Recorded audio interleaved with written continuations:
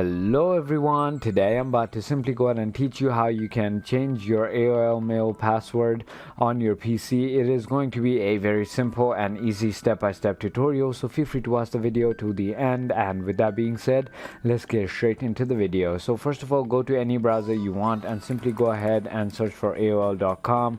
Finally, you're going to be on their official website, and make sure you have logged in into your AOL mail account. And if you don't know how to, or if you haven't already, I have already made previous videos on how to sign up and log in into AOL mail, so go ahead and watch those videos and come back to this one. And finally, what you want to do is simply go ahead and click on your profile name on the top right of your screen, and finally go ahead and click on recent activity right over here in order for you to go ahead and change your password.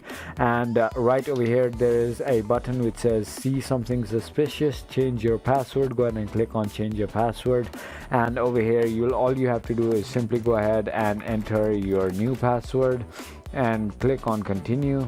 And basically it will tell you to confirm your password one more time, and then your account's password should be changed. So it is as simple as that. So if you thought this video was informational, feel free to hit that subscribe button, hit that like button, and thank you so much for watching.